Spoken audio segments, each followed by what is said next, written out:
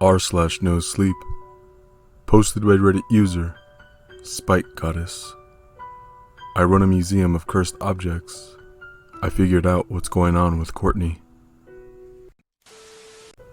Why?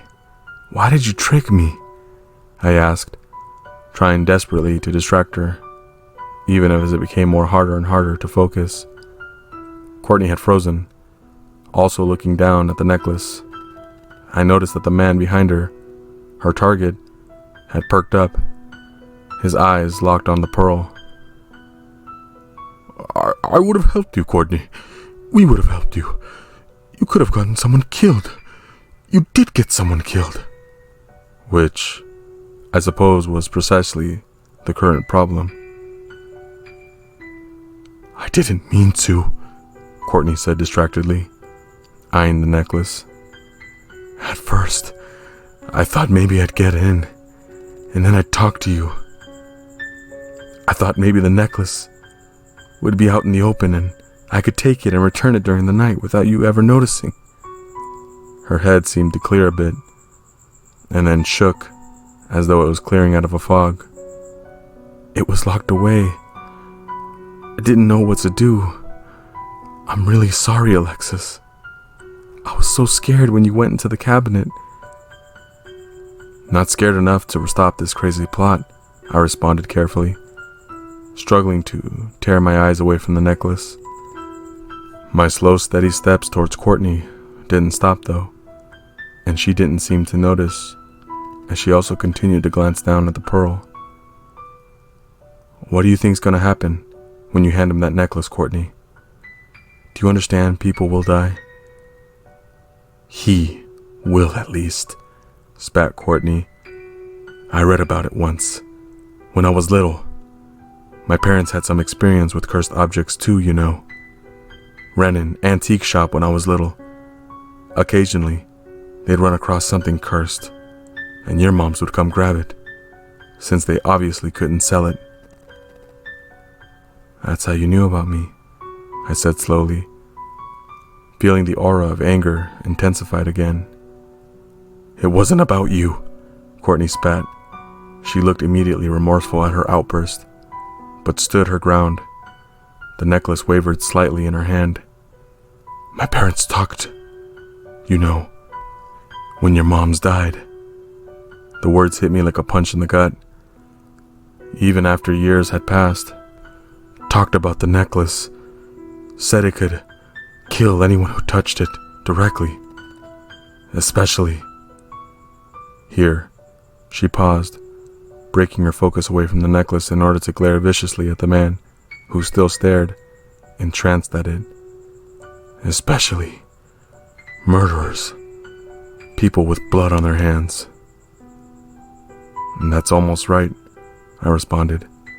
Another step forward, then another glance towards the necklace, and another hard-won shift away from it, to Courtney's wet eyes. Would you like to know what M told me about it, before you put it in anyone's hands? It doesn't matter, Courtney said, hollow and angry all at the same time. But I spoke over her. This necklace was first worn by a noble in France, I told her. M's words flashed through my head again, and I tried to stay true to them. Not for long, though. Her servant was a poor man who saw the necklace as an opportunity to woo his beloved. In the dark of the night, he slew the noble and made away with the necklace. He and his beloved eloped, confident they would never be found. They didn't count on the noble's lover, a great and powerful magic user, the likes of which our modern era has none. The lover was consumed by grief and heartbreak, and tracked the servant and his beloved across the country, then to the next, and the next. And when finally she found them, she killed them, mercilessly. She dipped the pearl necklace into each of their stomachs, tore open, and coated it in blood. She cursed the necklace that day, so that any who committed murder and chanced upon the necklace would be forced to relive their greatest crimes. Relive, Courtney said thickly, as though her tongue stopped responding. When my mother's touched that necklace, she didn't die, I said, voice stronger now as my focus sharpened at the memory. The rage and the pull of the necklace had less hold now in the face of my own emotion. She tried to kill her wife and tried to kill me. Both of them ended up dying because we didn't understand it. Because I didn't understand it. I straightened and caught her eyes, which finally had moved away from the necklace to look at me in horror. That necklace won't kill him, Courtney. At least not before he takes as many of us in this room with him as he can. Courtney's lips quivered. I don't believe you. A flash of anger ran through me. Yeah, I like to lie about my dead mothers. To prove a point. Come on, Courtney. Your parents didn't understand the curse. Neither did mine, and neither did I at the time. Emily risked her life to read this information, and she's stuck in bed with a high fever now because she wanted to help you. We both do. I took a deep breath, closed my eyes as a wave of power and malevolence washed over me. Stronger now, smelling faintly of fear, as Courtney seemed to seriously consider my words. You know that if you go through with this, we can never help you.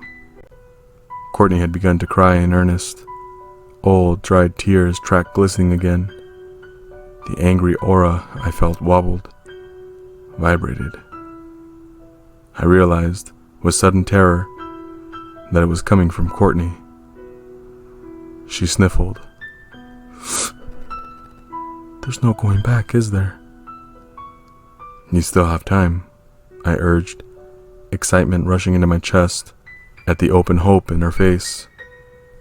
I was almost to her, almost close enough to touch her. Courtney. The movement behind her was so sudden that I had to react by instinct, and several things occurred in a quick succession. The monstrous man behind her shoved his human shields behind him and lunged for the necklace. Courtney cried out, yanking it backwards and away from him. I rushed towards her, heart pounding like a war beat in my ears. Courtney tripped backwards over me, and we both crashed to the ground, and my outstretched hand brushed the smooth silver surface of the object. I had only a moment of clarity, while M's warning again rang in my ears. Curses didn't do subtle. They were black and white. Maybe I would be safe, because I never directly murdered anyone. But then, you can't work with cursed objects for too long without being at least partly, indirectly responsible for someone's death. Judgment time, I thought in a moment of manic lunacy. The necklace felt delightfully cool. Everything was okay now. I straightened slowly, the necklace clutched loosely in my hands. Courtney stood too, her face split into a frightened grimace. Poor girl. Blood poured from her eyes, her nose, her ears, and her mouth. It dripped from beneath her sleeves, onto her hands, from beneath her slacks down to her ankles, and onto her dress shoes. Oh my, I heard, but didn't feel myself say. Courtney, you're drenched in blood. I closed my eyes for a brief moment, taking in the sounds of dripping around me. Drip, drop, drip, drop. Everyone, I said in the room at large, although I was certain none of them could possibly see me through the dark crimson gushing from their eyes. I couldn't remember what I was supposed to be doing. Not really, but I had the general sense that I was meant to be fixing things. It's all right, everyone. The blood is nothing to be afraid of. It surged from every orifice. Every laceration opened up like magic on their skin. They were all just the same now. No feature different. Nothing unique. Just blood and its rich iron smell and its whispering, its soft voice in my ears. Need, it said. I understand. I answered, and slowly, surely, I started towards the person closest to me. Alexis, don't, the person pled, which momentarily confused me, because everyone was the same, and yet I thought I didn't recognize the voice through the dribbling of the blood. Don't, please, wake up. For a moment, panic surged through me, and then I tasted it, the blood, and it washed down my throat, thick and heavy and warm, and it settled in my lungs, and my heart, and my stomach, and it slowed me down. Need, it said. I'm awake. Don't fear, I said. The figure cowered, and I lowered myself down, clasped my hands around their slender neck. I nearly slipped in the blood. Careless, I thought blankly. The blood demands it. You'll see. Alexis, choked the figure. Whether on the blood or my hands, I couldn't tell. Not that it mattered. The blood had me now. We were one. No, something inside said. No, wait. Need, insisted the blood. I sat, crouched over the figure, fingers tight but not tightening or loosening as I struggled. No, need, no, need. Alexis. I opened my eyes, and there, eyes clear, blue amidst all the blood, was Courtney.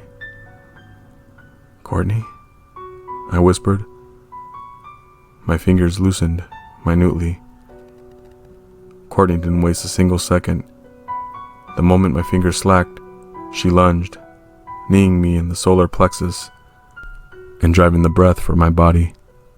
At the same time, her fingers curled around the necklace and yanked it from my grip. I blinked heavily, the blood's whisper beginning to fade to nothing more than half-remembered murmurs. Nothing around me dripped blood anymore. Nothing, I realized, except Courtney, who held the necklace in her trembling hands, blood still in a steady stream from her eyes. Her eyes that were so painfully blue, eyes that had turned red at the very edges of the iris. Courtney, I said sharply. All around us, people were cowering against the walls, but I paid them no mind. Courtney, put it down. Courtney's eyes went even wider, the red spreading towards her pupils. I can't, she hissed through gritted teeth. She's angry, Alex, Emily had told me. She's so angry that it's extremely important that she not touch the necklace. You don't mix bad energies together. Not like that. Whoops, I thought morbidly. Alex, she said quietly, a plead. And then her eyes fell closed, and she collapsed onto the floor, the necklace tucked into her chest. That was a mess and a half to clean up, let me tell you. The local police captain, a stern woman named Dolores, lectured me for a solid hour and gave me an entirely new list of rules my museum had to follow, including a maximum acceptable body count per week, which was ridiculous because we hadn't actually killed anyone in the ballroom. Just, scarred a lot of people for life. And also, might have quietly whispered Courtney's history with that horrid man to the crow for no particular reason. Em is recovering solidly. She felt pretty ill after reading Courtney's energy mingled up with the energy of that necklace. I'm grateful she's alive, that we're all alive. Well, Courtney is a complicated matter. We returned to the museum. Courtney was deathly quiet. Em had been too unwell to read her, but she didn't need to because I could tell well enough for myself what had happened. The necklace was gone. Well, mostly. See, I told you before that people aren't cursed. Objects are. The funny thing about rules, though, is that they're an exception to pretty much every single one. And if you haven't learned that by reading this series already, then Courtney should be enough proof. Emily explained it more completely later, when she'd woken up. Courtney's anger had so overwhelmed and consumed her that she herself had been well on the way to becoming a curse, a dark energy that would haunt others for years to come. When that furious ball of energy came into direct contact with the necklace, the word M used was fused. It's evident enough, I think, from the necklace-shaped tattoo burned like red ink into Courtney's neck, and the pearl embedded deep within the inflamed skin there, and from Courtney's blood-red irises. And yes, I already know what you'll say. It's stupid to keep Courtney around. Alexis, what an idiot you are. This girl almost killed you like 5 times. Are you serious? Yes, it is. Yes, I am. And yes, I am. Courtney is a phenomenon I haven't encountered before. A person who is a living, walking curse. She cries and laughs just like you and I.